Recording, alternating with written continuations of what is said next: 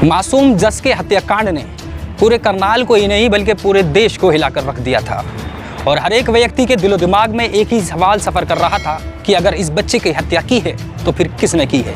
और यही सवाल करनाल की जनता के साथ साथ करनाल की पुलिस का भी सरदर्द बनता जा रहा था।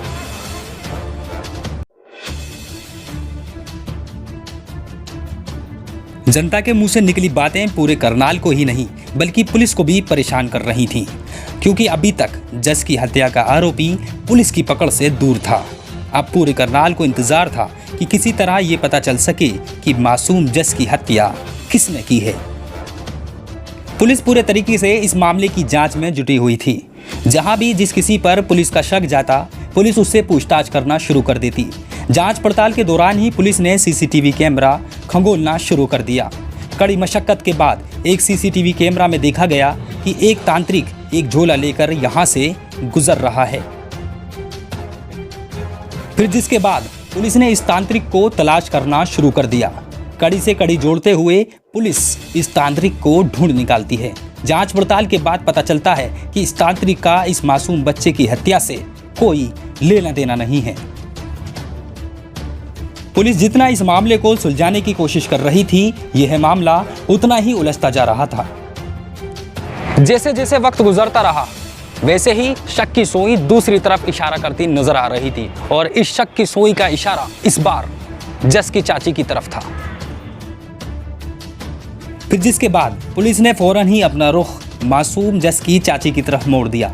जैसे ही पुलिस चाची से पूछताछ करना शुरू करती है तो इस उलझे हुए मामले की डोर सुलझती नजर आती है। पुलिस को जैसे ही थोड़ा बहुत शक हुआ तो पुलिस ने चाची को गिरफ्तार कर गहनता से पूछताछ करना शुरू कर दिया। मासूम जज की चाची अंजलि को पुलिस 5 दिन के रिमांड पर ले लेती है। साथ ही साथ 2 और आरोपियों को पुलिस एक दिन की रिमांड पर लेती है, जिसका नाम था धनवती और सिमरांदे। खैर, कड़ी मशक्कत के बाद पुलिस ये खुलासा करती नजर आती है कि मासूम जस की हत्या उसकी चाची ने ही की है। लेकिन अब तक यहाँ पर एक सवाल ने और जन्म ले लिया था। वह सवाल था कि आखिर मासूम जस की हत्या की गई तो उसकी वजह क्या थी। जब अंजलि से पुलिस ने यह सवाल किया तो अंजलि ने इस गुनाह को अपने लफ्जों में बयान करना शुरू किया। अंजलि बताती है कि मैं जस से बहुत प्यार करती थी। मासूम जस हर रोज की तरह मेरे साथ खेला करता था। जस को कार का गेम बहुत पसंद था और वह गेम मेरे मोबाइल में पहले से ही इंस्टॉल था। जस बेड पर लेटकर गेम खेल रहा था और वहीं उसी के पास लेटी हुई मासूम जज की चाची क्राइम पेट्रोल देख रही थी कि अचानक उसके दिमाग में मारने मरने के ख्याल आने लगे। जिसके बाद अंजलि ने एक करवट बदला और करवट बदलने के बाद ही जस के करीब जा पहुंची। पास में ही मोबाइल चार्जर का केबल पड़ा था, जिससे अंजलि ने जस के गले को दबाना शुरू कर दिया। वहीं मासूम जस तार से गला दबने के कारण सांस नहीं ले पा रहा था। जिसके बाद अंजलि को मासूम जस पर तरस आने लगा, जिसके बाद उसने अपने हाथों से उस चार्जर के केबल को ढीला छोड़ दिया। अभी अंजलि इस चार्जर के केबल को ठीक से छोड़ भी नहीं पाई थी कि उसके दिमाग में फिर से एक सवाल ने कब्जा कर लिया कि अगर मैं इसको ऐसे ही छोड़ देती हूँ तो ये अपने घर पर जाकर बताएगा और फिर जिसके बाद मेरा न जाने क्या होगा। इतना सोचते ही अंजलि ने इस बार इस केबल को और जोर से दबाना शुरू कर दिया और तब तक दबाया जब तक मासूम ने मौत को अपने गले नहीं लगा लिया। खौफनाक वारदात को अंजाम देने के बाद अंजलि को खुद ही वारदात से डर लगने लगा। फिर जिसके बाद अंजलि इस मासूम के शव को छुपाने की कोशिश करती है। पहले तो अंजलि इस मासूम के शव को बेड के अंदर छुपा देती है। राज खुल जाने के डर से मासूम जस के शव को एक बैग में रखकर पड़ोस की छत पर फेंक देती है।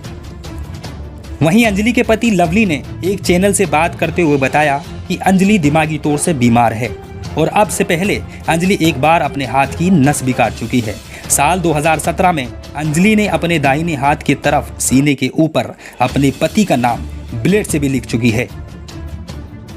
फिलहाल पुलिस ने अंजलि और अन्य 2 आरोपियों को गिरफ्तार कर अदालत में पेश कर दिया है। अब अदालत फैसला करेगी कि अंजलि और 2 अन्य आरोपियों को क्या सजा होगी। अब आप हमें कमेंट सेक्शन में कमेंट कर जरूर बताइएगा कि ऐसी चाची को और जो अन्य लोग ऐसे अपराध में साथ देते हैं उनको कैसी सजा होनी चाहिए।